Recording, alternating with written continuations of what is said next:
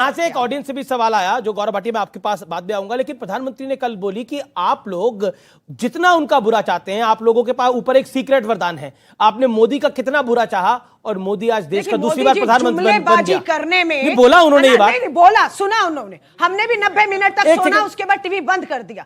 प्रधानमंत्री जी बेटियों पर बोले, बोटिया जी बोले, हमारी आवाज तो सब जगह दबाई जा रही है।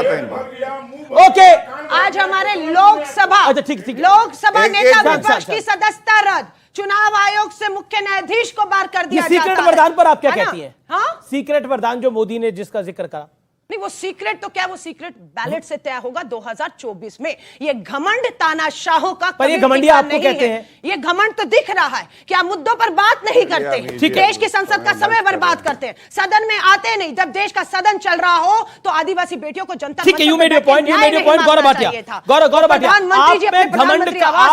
में घमंड चूर है। और यहां पर एक लड़की ने सवाल पूछा कि फ्लाइंग किस महत्वपूर्ण मुद्दा है, क्या और कोई देश में महत्वपूर्ण मुद्दा नहीं? बहन ने कुछ और कहा था। नहीं, सवाल पूछा, मैं बता रहा हूं उन्होंने क्या कहा। सुन लीजिए आप, मैंने बिल्कुल सुना। उन्होंने कहा फ्लाइंग किस देना बिल्कुल गलत है, और भी बड़े मुद्दे हैं, और भी बड़े मुद्दे हैं, बिल्कुल एग्जैक्टली। जिसपे कोई पार्लियामेंट में बात नहीं हुई है, उससे पार्लियामेंट, मेरी बात सुनिए, भाजपा और कांग्रेस का देश Gaurav Bhatia, parliament Bhajpa late Gaurav Bhatia answer, late Gaurav Bhatia सुनिश्चित करना है कि वहां आपके मुद्दे मैं मौका दूंगा आपको सर। मेरी बहन सहमत होंगी जब मैंने कहा 6337 रेप राजस्थान में हुए हैं और मुख्यमंत्री कह रहा है कंप्लेंट फर्जी है। छत्तीसगढ़ का मंत्री कह रहा है कि छोटा रेप है, बड़ा रेप नहीं है। ये छत्तीसगढ़ के मंत्री ने कहा है। तो क्या मैंने गंभीर मुद्दा नहीं उठाया? क्या पूछा नहीं जाएगा? मैं हर बार हर नेता को ये बात बोलता हूं और आपको ही बोलूंगा, हम रेप बनाम रेप ना करें। सुनिए, रेप बनाम रेप ना करें, बच नहीं सकते। एक सेकंड गौरव भाटिया, हम रेप बनाम रेप ना करें। मुझे बताइए रेप बनाम रेप क्या होता है? बेटी बचाओ का नारा आप देते हैं, भाजपा के 25 के 25 राजस्थान में सांसद आपके, सबकी है जिम्मेदारी, आपके पार्टी के। इन्हें घमंडिया क्यों बुलाया जाता है? हाँ बताइए। नाम INDIA रख लेने से कोई भारत माता का सपूत नहीं हो जाता हो गई आपको, इंडिया में भी डॉट लगाने लग गए।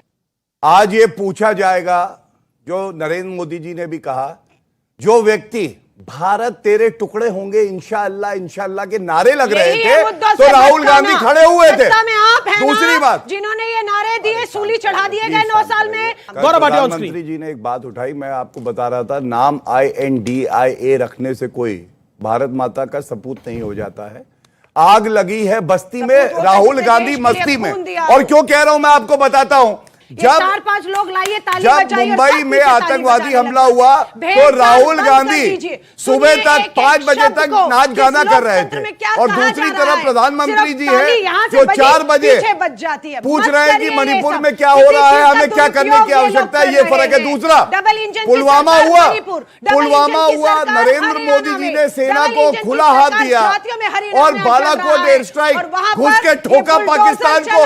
लेकिन ये कौन व्यक्ति है जो पुलवामा के बाद डांस कर रहा है? राहुल गांधी है। ऐसा व्यक्ति, मैं बताऊं, जनता कह रही है धिक्कार है राहुल गांधी तुझसे।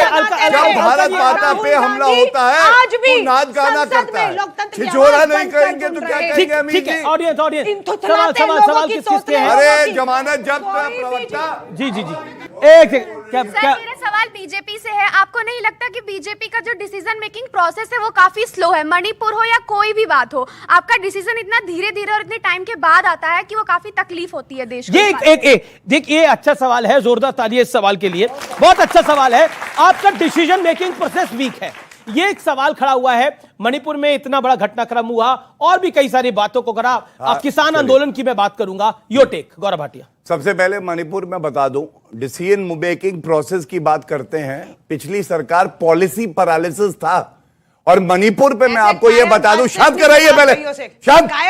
पूरी डिबेट देखी दर्शकों ने। आप बताइए ऐसे आचरण होना चाहिए देश को? यही बता रहे हैं, फ्लाइंग किसको सही बता रहे हैं, आग चमकाने को सही बता रहे हैं। राजस्थान में रेप हुआ सही है, कोई बात नहीं, ये हालत है। अच्छा बोलिए। वहां पे विदिन 1 घंटे के अंदर कोई भी सिचुएशन को कंट्रोल कर सकते हैं। फिर आपने फौज का इस्तेमाल क्यों नहीं किया मणिपुर? ठीक है, जवाब। अब 1 मिनट अमित, अच्छा आप शांत रहिए। अमित शाह जी का अगर इन्होंने भाषण सुना होता तो ये बात ना कहते 1700 जो हमारे भारतीय नागरिक है उनका एनकाउंटर कर दिया गया। सुप्रीम कोर्ट ने उस पर जजमेंट दिया। कहां पे हुआ था? मणिपुर में। 1966 की बात बताई। अपने ही नागरिकों पे एयरफोर्स से कह के बॉम्ब गिरवा दिए। किसकी सरकार थी? कांग्रेस पार्टी की। शांत हो जाइए, शांत शांत शांत करिए। चलिए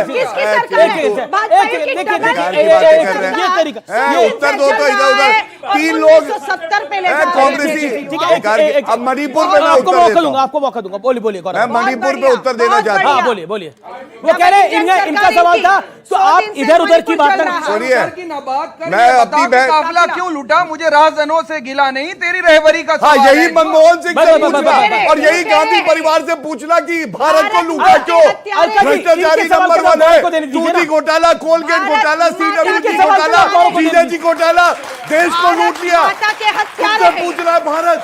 एक ईमानदार चौकीदार आया, इन लोगों की हवा निकल गई, इसके ये चिल्लाते। और अगर दम है, मैं बोल क्या तरीका है? मैं कहता हूँ यहाँ पे क्या भगा दिया चौकीदार ने चोरों को। देश के जवाब देने के लिए तैयार है एक मुद्दे का, लेकिन ये लोग बौखला कर उन्हें बोलने नहीं दे रहे हैं। अरे हिम्मत से सुनो ना, चर्चा से भागते हो सदन में और यहाँ भी डिबेट में भाग रहे हो, हमला कर रहे हो। मैं बताना चाहूंगा गृह मंत्री जी अमित शाह जी 3 दिन खुद वहां रहे। मिनिस्टर ऑफ स्टेट खुद वहां पे रहे 20 दिन से ज्यादा। और एक समय ऐसा था एक बुजुर्ग आदमी कुछ कहना चाह रहा है, क्या कह रहे हैं? बारी बारी से नहीं बोल सकते, जब भी कोई बोलता है तो दूसरा बीच में शुरू हो जाता है। हम ये झगड़ा देखने आए हैं यहाँ पे इन लोगों का, मतलब कोई तमाशा है? हम लोगों को बेवकूफ बनाया जा रहा है सरासर। बारी बारी अरे एक सेकंड, आप शांत बैठिए भाई। ये पढ़ा लिखों का कायदा है क्या? अरे ठीक, मतलब बारी बारी से बोलना एक ठीक, आप शांत से कहता हूं कि आप थोड़ा सुनिए और उसके बाद जवाब दीजिए। ठीक है। गौरव भाटिया, मेरा सवाल बहुत सीधा है।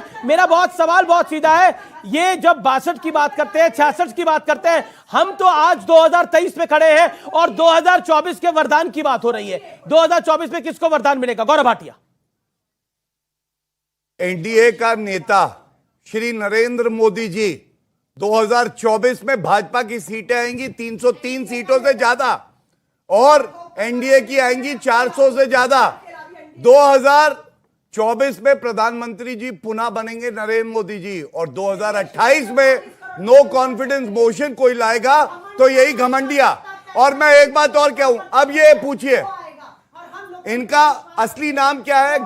घाटी। गांधी जी का नाम चुराया क्योंकि अपनी विश्वसनीयता नहीं थी।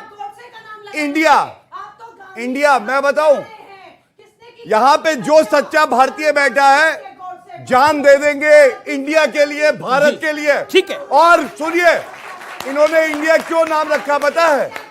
क्योंकि इंडिया की विश्वसनीयता पूरे विश्व में सबसे ज्यादा है और अपनी विश्वसनीयता क्या है? 0। तीसरा, राष्ट्रीय ध्वज के 3 रंग हैं।